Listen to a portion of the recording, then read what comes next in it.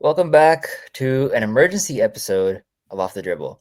Now, we just reacted like one of our best episodes with me, Chetan, and Chetan's friend John, and we went through the entirety of like the Sweet 16 matchups. Like we went through our predictions, and that episode's coming out tomorrow. So whenever you guys tap into that, like it'll be a great watch. Like please Yeah. watch it. This is just for me, like because like I've been pretty invested in Maryland athletics my whole time here. Like, I watched pretty much every Maryland football and basketball game for the past 4 years. I even went to all the soccer games freshman year. Like, I was pretty tapped Right. in. And this is probably the first season where we've actually had like even an outside chance to make the national championship. Like, not like a favorite. We're probably the least likely our teams remaining, but like even like the slightest possible chance with like us being like a sleeper pick. This is like the first time ever in my like 4 years going here. So, and a big reason for that is Kevin Willard, who's essentially the architect behind this roster. So last season, Maryland basketball shot 27% from three. So, like, we were terrible. And he goes in the transfer portal, gets three studs who all shot above 40% from three, and now are one of the better shooting teams in the country from three. Like, he's a great recruiter. Like, he didn't make any fuss about the NIL before the season. Honestly, before 2 weeks ago, he didn't make any fuss about it. And then around March 15th, that's when the Villanova job opened. And that's when everyone said Kevin Willard to Villanova. And for those who don't know, Villanova is like essentially a basketball trust fund. Like they don't really have a notable any other program besides basketball. So a lot of their NIL, a lot of their rev share goes towards basketball. Similar to how like a school like I don't know, like Alabama used to be for football. Like a lot of their money goes towards basketball because basketball is their main school. And a lot of Kevin Willard's gripe with how Maryland's handled athletics is because we don't really rev share football and basketball equally. We really, really want to be a football school. We're not. And we're honestly much closer to becoming a basketball Basketball school. school, yeah. So he wants the money distributed towards basketball, which is it's a fair request, Hmm. right? But like maybe don't do this request in the middle of the season, Yeah. in the middle of the tournament. And so he airs everything out. And like it's all coming from what we as Maryland fans think is a great place. So Kevin Willard's asking for money. We're trying to get active in the transfer portal. We're trying to get people money, trying to get people to play, trying to get kids to really play good basketball. And Maryland has good facilities to do that. So give him more money. Every Maryland fan's on board with this, right? Because we think that he's going to resign. He just wants some more money. That's fine. So then we start hearing about our athletic director going to SMU. And we think it's like interesting timing. We're literally just about to play Grand Canyon to open like the most anticipated tournament in Maryland history. Not Maryland history, but past at least 10 years, most anticipated tournament. So interesting that athletic director chooses to move at this point. Then Kevin Willard addresses it and essentially shoves him out the door right before the Grand Canyon game. He says, "Oh, it's really hard to negotiate a contract when our athletic director is about to move to SMU." So he pushes him out, and then like he announces the departure. Athletic director is gone. SMU. We currently have no athletic director in the middle of a Sweet 16 run. So that's fine. We still think he's gonna resign. So then like we beat CSU and we advance to Sweet 16, and he goes on his weekly appearance on a radio show here in Maryland, and he tells us that he's staying. He literally says point blank, "As of now, I'm staying at Maryland, and he'd absolutely stay if his needs are met." So yeah, this is yesterday. So we're like, okay, wow, nice. Like we get to keep our coach. Like whatever happens, we know that okay, we have like everyone besides Queens coming back. Like we'll get active in the transfer portal, fill some holes up, and we'll be fine for next season. And then it comes out today from like an account that I trust very, very well that he's gone. 100% he's gone to Villanova. There's no chance of him even making, not even like a 1% chance of him coming back. And it's like, bro, what the like it just doesn't make any sense. Like the timeline doesn't add up. Yeah. And now like tomorrow is the biggest game in Maryland basketball for the past dude, I want to say 22 years. Like this is probably the biggest game against what many people say is at least the second best team in the country. Yep. And you would want our players to be focused during Yeah, this very, very magnanimous game. And now all the attention is on this coach who's going to Villanova. And it's like, come on, bro. it's Like, not even like the attention aspect of it. Like, even though it's like not like officially like released by like a source, like I probably like it's probably big news. But I would assume like all the players like know about it by now. Like that, my like the first question I asked you when you texted me about it was like, "Yo, like, why like put it out now, or like why even like do any, why even like discuss your head coaching job while your team is about to play like one of, if not the biggest games that they played in the past 10 years, like that that affects like the players' mindset going into the game, and I honestly won't be surprised if like you they come out slow, they come out a little sluggish, they come out confused. Like I mean, like finding out that your head coach is going to another school like while you're in the sweet seat, while you're literally about to play 20, they play tomorrow at 7:39, you're about to play in like 20, and you have to deal with all this. Like I also read a couple reports about how like he has like really good relationships with a lot of players on the team. I know him and Derek Queen have a pretty great relationship. They're really close with each other. So I mean that'll affect a player, because you still have to understand like these college kids are like 18, 19-year-old kids. So like a coach, a basketball coach, to some of these kids is like a father figure kind of person. So like doing something like this in the middle of like one of their biggest games, I mean, I won't be, I don't want to say that they're gonna lose, but like I won't be surprised that like if they're affected doesn't by like help. yeah, it doesn't It doesn't help. Like I help. won't be surprised if they're not affected by it at all. Like you can't really blame them about it. Like I don't get the timeline of it at all either. And like I was really mad at like Maryland beat writers for like making this a story. Yeah, But bro, like if he's even like taking interviews right now, I'm not gonna lie. Like yeah, that's that's in and of itself, it's like, come yeah, on. Like if this was a situation where he gave it his complete focus, he's like, next season, like maybe I want to have the money. So maybe I want to go to Villanova and create a program there with where I can do the things ran my way. That's fine. As long as like he focuses while we're in the tournament. yeah. Like we're like pre this, we're a pretty trendy pick to beat Mhm. Florida. Like this isn't like not like a shot in the dark. Like Florida's obviously favored, but like they're 70% favorites Yes, according to the odds. So yeah. it's like I'm not understanding. And the worst part of it is how good a relationship he has with the players. Because now, like our two guards we got in the transfer portal, Jacoby Gillespie and Rodney Rice. I would not be shocked if they went to Villanova too. Hmm. So because they don't really Villanova doesn't have any good players right now. Yeah, Not like Kevin Willard is going to start from scratch. The yeah, transfer portal is already open. yeah. So we're going to start next season with essentially like the bare bones of our roster. So now we have to hire a new head coach. Like post portal opening, we can't even get like our first choice, which is his name is Tony Skinn. He coaches for George Mason. He just signed an extension 30 minutes ago.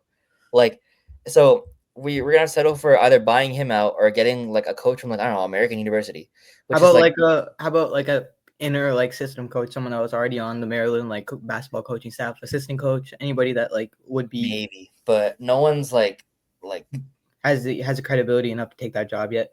no, not for like at least as big a program as we're trying to be. I don't know what we're trying to be anymore. Yeah, Like we're like it's such a shit show. We don't have an athletic director. We basically don't have a head coach.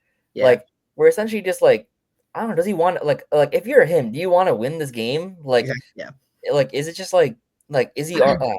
The golden like light or whatever is that if he announces his departure after April 1st, he owes 500 less $1,000 to UMD. So meaning that maybe he'll be focused so he keeps his extra money. money. Yeah, Nah, it's just such a bad look, bro. And yeah. if you're a player, prospective player for Villanova, or like, would you want to play for someone who just Who's like doing this? Yeah, doing this? No, I don't. I wouldn't. yeah. And like my thing is like especially when it comes to like college basketball, like I think a lot of people realize like the coaching like any level of like any sport matters, but in my opinion, I think coaching in college basketball really matters like at a very high level, because the talent level, for example, like in the NBA, the talent level is very high, but it's also widespread. Like you can have a team that has a bunch of really, really good players and a bad coach, and they can still float at like that 8, 9 seed and still make the playoffs.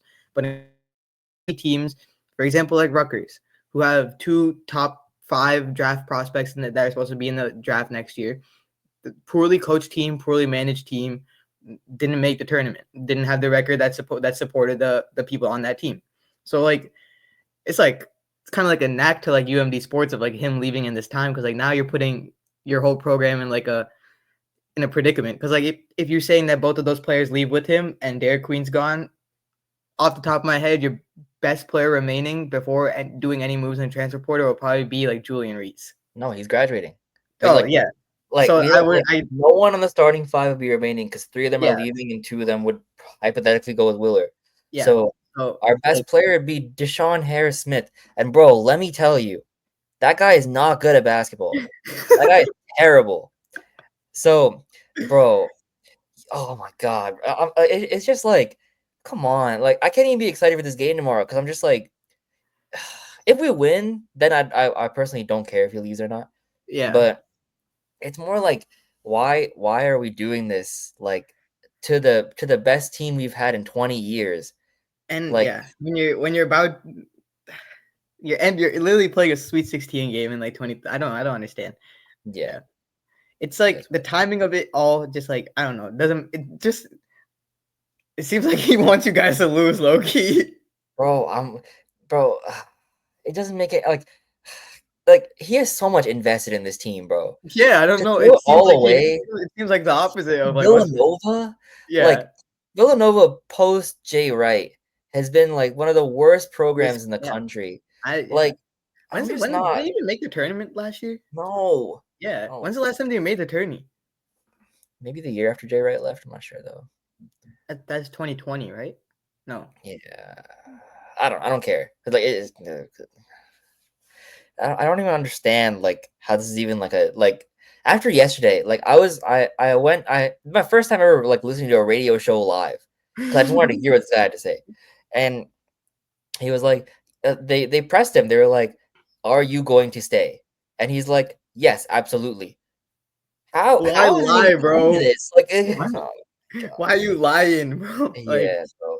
Like, you know what I really respect? Do you know the McNeese head coach, Will Wade? Will Wade, yep. He's going to NC State. Minnesota. Yeah, NC State, yeah. And he was, like, super transparent the whole entire year. He's like, I'm not going to lie. We've had a lot of success. I'm getting approached by other opportunities. I'm likely going to go to North Carolina State. Like, he said it point blank. Every reporter asked him for some reason during every press conference. He's like, guys, I've been transparent. I'm going to NC State. Guys, I've been transparent. Like, if in the off chance that Maryland just wasn't going to give him what he wanted, I'm not understanding. Like, he could have just said, bro, like it's going to be a conversation I have to have. Like, nothing's set in stone. Like, I have this offer on the table, but right now I'm focused on the team. Like, that's all he had to say, or something to that effect. But instead, he like crashes out on our program, basically gets the athletic director out of there, and then now like who once was a hero last week is now the most hated man in Maryland. It's unfortunate circumstances at unfortunate timings. So if we lose tomorrow, bro, best believe, holy Maryland crash out is gonna happen, bro. He might not. Oh my God, I don't want to wish any bad, but bro, it's gonna be bad. That's very, very unfortunate. I can valid crash out by Aashrith, for real. Valid crash out. Florida's a -12.5, guys, right now. Did it go up? Probably by a point or two. Like they're always pretty highly favored. Wait, hold on. Let me get the actual odds because guys, Florida's a pretty good bet right now. Bro, it's just so disappointing. Florida.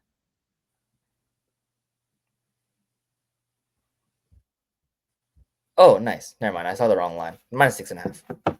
Oh, that's not bad. -6.5 is low-key low. Hammer that low-key. Yeah, but like take that. I would take that. Low that. That's a good bet. Interesting. If they win, it'd be by a lot more than 6. Yeah. Anyways, I mean, it's just anything else you want to conclude with your points? I wouldn't be surprised if like we don't come back to the tournament for a while, bro. Like, yeah, that's because like I said, like coaching in college is very important because just of like the talent level, it's pretty equal like on certain teams, unless you have like a once in a generation talent like a Cooper Flag, like someone like a Zion, someone like that. I mean, like you really need a good game plan. You need a coach to come up with really good plays. You need proper substitutions. I mean, college players foul a lot, so you need a coach that's smart with who he's bringing in and out of the game. So I mean, like, I agree with you. I like losing that good of a coach can very much so change the course of where the program's headed. But it's not just a coach, right? Because in college, like he's also the person who creates the roster. Yeah, 100%. So we have, so for example, right, in 2028, there's a prospect called Baba Olatun, who's the number one prospect in the country. He's gonna be he's projected the number one overall draft pick the next season. He's from Silver Spring, Maryland. So he's been at a bunch of Maryland basketball games. He's probably gonna go to Maryland. Like all that was essentially set in stone while Willard was there. Now with him leaving and putting the program in disarray, if you're him, would you want to come to a program that essentially looks dysfunctioned, or would you want to go like somewhere like Duke? That's like just Duke. yeah, that's what I'm saying. So that's what it like. I don't even. It's just like it fucks up the next like 5 years too. That's the part that most people are upset about. No cap, bro. If I was a college prospect and I had offers from any school, I'm going to Duke regardless. Like I've like thought about it like in my head. I was just like, if I was like good at basketball and I did have offers, like at all like the D1 schools like normal 5-star does, I'm picking Duke. You don't think you try to go to like a actually, but like see, but like Jersey people hate Rutgers, so Yeah, I would never go to. I would never go to. so it's just like it's not the same, but like I'm sure if there was like a college that like I also would say bring UCLA. I think about UCLA sometimes, like because UCLA's program is like always like, it's like good, but like it's not like great. You know what I'm saying? Like it's like always like in the middle. So like I just I go for think like Calipari, bro. I'm not gonna lie. I'll just yeah, go okay. where he is. Yeah, that would be also cool. I'm trying to get in the league. Anyways, we're digressing.